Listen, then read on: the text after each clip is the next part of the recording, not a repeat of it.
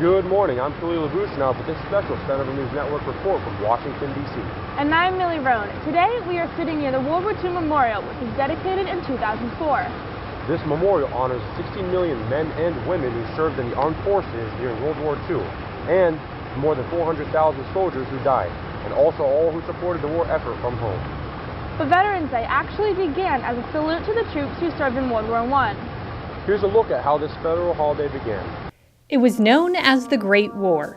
World War I was the first global conflict, pitting the Central Powers of Germany, Austria-Hungary, and the Ottoman Empire against the Allied forces of Great Britain, the United States, France, Russia, Italy, and Japan. By the end of the war in November of 1918, 9 million soldiers had been killed. The official end to the War to End All Wars came at the 11th hour of the 11th day of the 11th month in 1918 at the Palace of Versailles in France. It was here the Treaty of Versailles was signed and World War I officially ended. 1 year later, President Woodrow Wilson established the first Armistice Day. The original idea of the celebration was for citizens to show their patriotic pride and gratitude for the victory and those who fought for it. In 1938, Congress passed legislation making November 11th, Armistice Day, a legal federal holiday. After having been through World War II and the Korean War, the 83rd U.S. Congress amended the previous legislation, naming the November 11th federal holiday Veterans Day, to honor American veterans of all wars.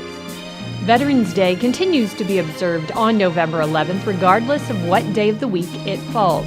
In 2001, the Senate passed a resolution making the week of November 11th through the 17th National Veterans Awareness Week.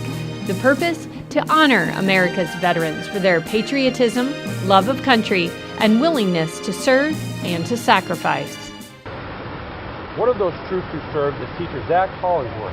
Hollingsworth shares his military background with his students. This year, in his new room, Hollingsworth found a new treasure, a generic podium. After seeing the work students and Mr. Lawrence Applied Technology had done, Hollingsworth saw an opportunity.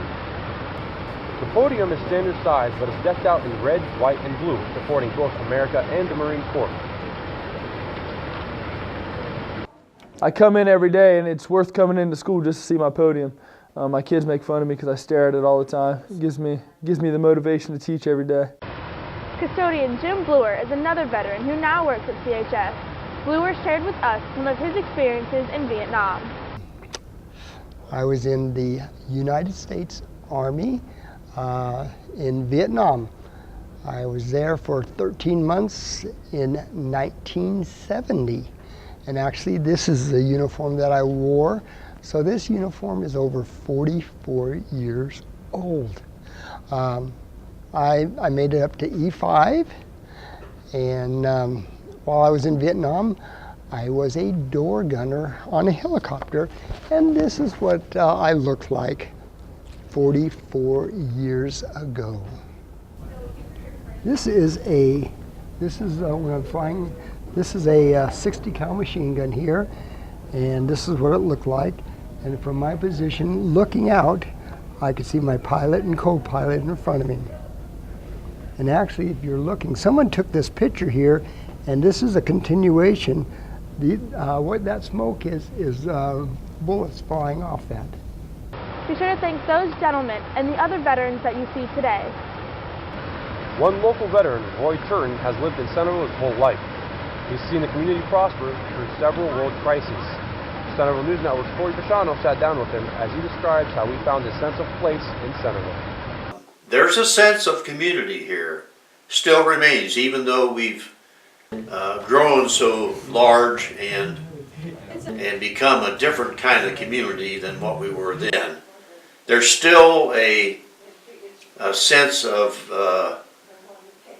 that the community would support anything that happens in this country as far as military is concerned. Centerville is home to many veterans, some of whom have had very important roles, including several high-ranking officials who work alongside the president and even the first American to die in Afghanistan. Nathan Chapman was killed in Afghanistan. He was the first soldier that was killed over there in Afghanistan, and he graduated from Centerville. Sergeant Nathan Ross Chapman was a 1988 Centerville High School graduate. After his death, Centerville honored Chapman by conducting a school-wide service and raising $7,000 to start a fund for his children. During the World War II era, Centerville had 97 men go to war, a very high number in comparison to the population at the time. You have to realize, back in World War II, Centerville and Washington Township were little farm communities. You know, and to have 97 people in World War II, that's amazing, I think. See, to have that many involved in... Turton says being a young boy in the 1940s was difficult for everyone. From a decrease in manual labor to the rationing of food, there was struggle. But out of the struggle came pride for the country and the men and women who fought for it.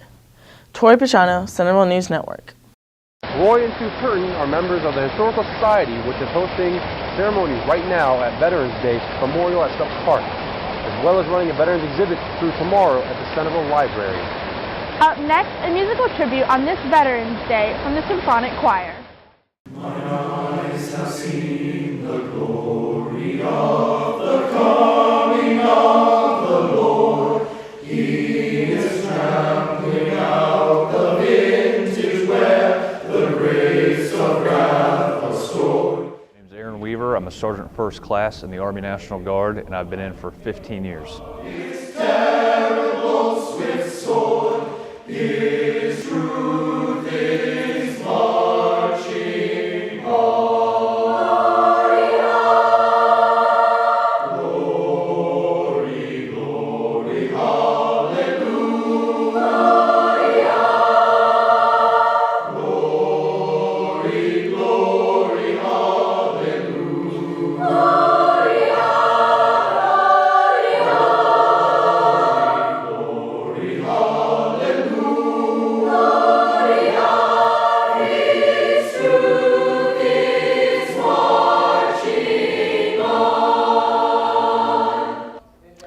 My name is Staff Sergeant Castle of the United States Marine Corps, and I've been in the Marines for just a little over 7 years now.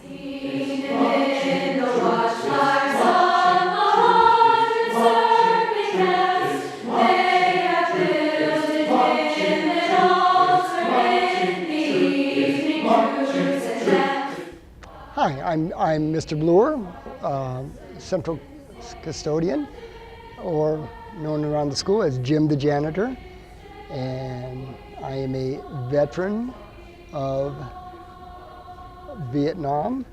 Glory, glory, hallelujah. Glory, glory, hallelujah. Glory, glory, hallelujah.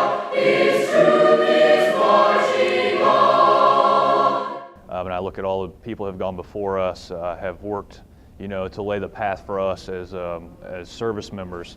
And that title of veteran is something that no one can ever take away from us. Christ was born across the sea with the glory in his bosom that transfigures you and me.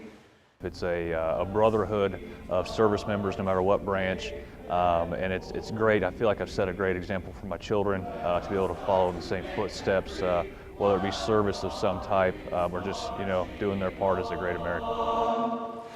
Glory, glory, hallelujah.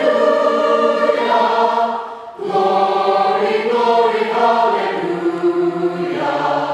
Glory, glory, hallelujah. His truth is marching on.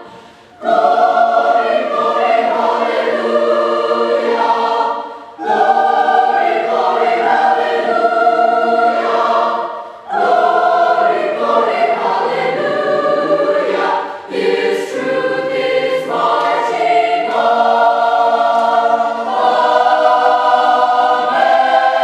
We need to congratulate and shake every veteran's hand whenever we see them.